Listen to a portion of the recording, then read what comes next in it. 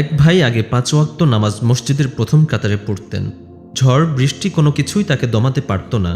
একবার তার মা অসুস্থ, হসপিটালে নিতে হবে। তিনি তার মাকে তার ছোট ভাইয়ের সাথে অ্যাম্বুলেন্সে তুলে দিয়ে নিজে প্রথমে জামাতে নামাজ পড়ে পরে হসপিটালে গেলেন।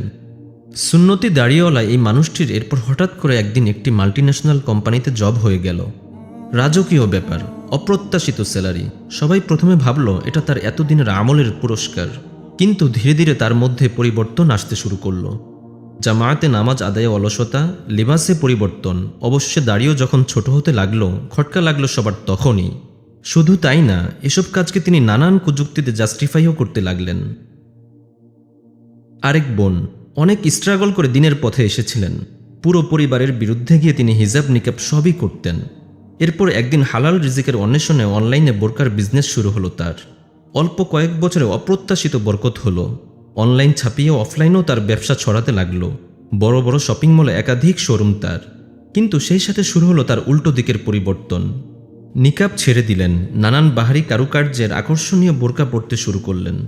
এরপর সেটাও বাদ দিয়ে সালোয়ার কামিজেই তিনি এখন চলাফেরা করেন। শুধু তাই নয়, তার এই পরিবর্তনকে তিনি সেই আগের ভাইয়ের মতোই নানানভাবে জাস্টিফাই করে চলছেন অবিরাম। আমরা মনে করি ধন সম্পদের মালিক হওয়া, পয়সাওয়ালা হওয়া আল্লাহর অনুগ্রহ, অথচ এটাই সবচেয়ে বড় পরীক্ষা। এই পরীক্ষাই কাউকে শুকরগুজারি বানিয়ে তার মাবুদের দিকে অগ্রসর করে। আবার এই পরীক্ষাই কাউকে এতটাই নিচে নামিয়ে দেয় যে সে এর শেষ কোথায় তা অনুমানও করতে পারে না। فَأَمَّا الْإِنسَانُ إِذَا مَا ابْتَلَاهُ رَبُّهُ فَأَكْرَمَهُ وَنَعَّمَهُ فَيَقُولُ رَبِّي أَكْرَمَنِ وَأَمَّا إِذَا مَا ابْتَلَاهُ فَقَدَرَ عَلَيْهِ رِزْقَهُ فَيَقُولُ رَبِّي أَهَانَنِ। কিন্তু মানুষের অবস্থা হচ্ছে এই যে, তার রব যখন তাকে পরীক্ষায় ফেলেন এবং তাকে সম্মান ও নিয়ামত দান করেন, তখন সে বলে আমার রব আমাকে সম্মানিত করেছেন।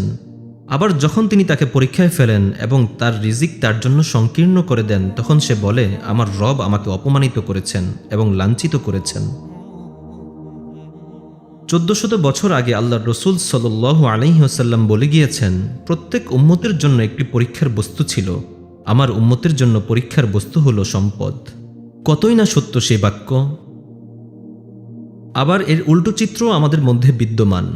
আমরা অনেকে আছি যারা জীবিকার খোঁজে কাজ করতে চাই না। আবার কেউ কেউ কম কাজ করে বেশি আয় রোজগারের আশা করি। আমরা ভাবি এটাই তাওয়াক্কুল। অথচ হাত গুটিয়ে শুধু আল্লাহ তাআলার উপর ভরসা করে থাকলেই যদি রিজিক চলে আসতো, তাহলে আল্লাহ তাআলা সকল নবী রাসূলকেই বসিয়ে খাওয়াতেন। কেননা আল্লাহ তাআলার প্রতি নবী রাসূলগণের চেয়ে অধিক তাওয়াক্কুল, অধিক ভরসা কোনো মানুষের পক্ষেই করা সম্ভব না। অথচ আল্লাহর নবী নূহ আলাইহিস সালাম ছিলেন একজন কাঠমিস্ত্রি। তিনি নিজে উপার্জন করে খেতেন। ইদ্রিস আলাইহিস সালাম ছিলেন একজন দর্জি। ইব্রাহিম আলাইহিস সালাম ছিলেন একজন বস্ত্র ব্যবসায়ী। দাউদ আলাইহিস সালামকে আল্লাহ তাআলা রাজত্ব দান করেছিলেন। এরপরেও তিনি নিজে উপার্জন করে খেতেন। বর্ণিত আছে, দাউদ আলাইহিস সালাম ছদ্মবেশে বাইরে বেরিয়ে রাজ্যের লোকদের কাছে নিজের সামগ্রিক জীবনযাপন সম্পর্কে জানতে চাইতেন। একদিন জিবরিল আলাইহিস সালাম আল্লাহ তাআলার আদেশে এক যুবকের বেশ ধরে তার সঙ্গে সাক্ষাৎ করলেন।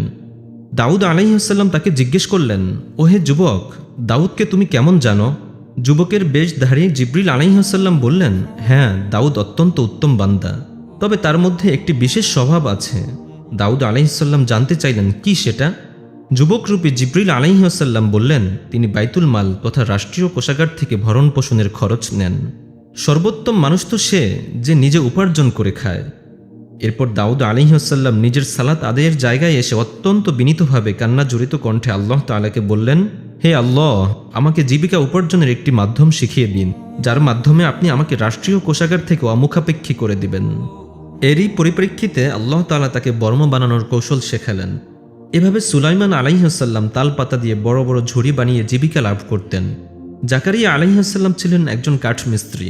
ঈসা আলাইহিস সালাম জীবিকা নির্বাহ করতেন তার মায়ের চরকা দিয়ে। আবার কখনো কখনো শস্যের শীষ সংগ্রহ করে খেতেন। এটিও এক ধরনের উপার্জন। আমাদের নবী মুহাম্মদ সাল্লাল্লাহু আলাইহি ওয়াসাল্লাম কখনো কখনো মেষ চড়িয়েছেন। একদিন তিনি তার সাহাবীদেরকে বলেন, আমি ছিলাম উকবা ইবনু মুতাইতের রাখাল। আল্লাহ তাআলা এমন কোনো রসুল পাঠাননি যাকে দিয়ে তিনি রাখালের দায়িত্ব পালন করাননি। সুবহানাল্লাহ। অথচ বর্তমান যুগে বসবাসকারী আমরা কি কাঠমিস্ত্রি, কামার, দর্জি কিংবা রাখালের পেশাকে সম্মানের দৃষ্টিতে দেখি? বাস্তবতা হলো, আমার পেশা কি বা আমি সেই পেশা থেকে লক্ষ টাকা আয় করি নাকি সামান্য কয়েক হাজার টাকা আয় করি, তাতে আল্লাহর নিকট আমার অবস্থান বিন্দুমাত্র পরিবর্তন হয় না। কেননা আমি সেই পরিমাণই আয় করব যে পরিমাণ আল্লাহ নিজে আমার জন্য নির্ধারণ করে রেখেছেন, হোক সেটা উচ্চ বেতনের চাকরি করে, ব্যবসা করে অথবা কাঠমিস্ত্রির কাজ করে। কিন্তু এগুলোর কোনোটাই না আমাদের সম্মান ও সম্পদ বৃদ্ধি করতে পারবে আর না পারবে হ্রাস করতে। আমাদের মর্যাদার একমাত্র ভিত্তি হলো আল্লাহ ভীতি বা তাকওয়া। অথচ আমরা ছুটছি সামাজিক স্ট্যাটাস, একটু উন্নতভাবে জীবনযাপন করার জন্য প্রয়োজনীয় টাকার পিছনে, হালাল হারামের কোনো রকম তোয়াক্কা না করেই। মান কানা ইউরিদুল ইজ্জাতা ফালিল্লাহিল ইজ্জাতু জামিআ ইলাইহি ইয়াসআদুল কালিমুত তাইয়্যিবু ওয়াল আমালুস সালিহু ইয়ারফাউহু والذين يمكرون السيئات لهم عذاب شديد ومكر أولئك هو يبور। কেউ যদি সম্মান ও ক্ষমতা চায় তবে সে যেন আল্লাহ তাআলার কাছেই চায়, কেননা সকল সম্মান ও ক্ষমতার মালিক তো একমাত্র আল্লাহ তাআলাই। ওয়াল্লাহুল গনিয়্যু ওয়া আনতুমুল ফুকারা। বস্তুত আল্লাহ হলেন অভাবমুক্ত, ধনী, এবং তোমরা হলে অভাবী এবং আল্লাহ তাআলারই মুখাপেক্ষী। হারাম পথে আমি বেশি সম্পদ পাই আর কম সম্পদ পাই, আমি তো আমার রবকেই হারালাম। পক্ষান্তরে হালাল পথে আমি বেশি সম্পদ পাই আর না পাই, আমি তো আমার রবকেই পেয়ে গেলাম। ইবনু আতা আল্লাহ আল ইস্কান্দারি রহমাতুল্লাহি আলাইহির উপর আল্লাহ তাআলা রহম করুন, কতই না সত্য ও সুন্দর কথা তিনি বলে গিয়েছেন। সে কি পেল যে আল্লাহকে হারালো, আর সে কি হারালো যে আল্লাহকে পেল।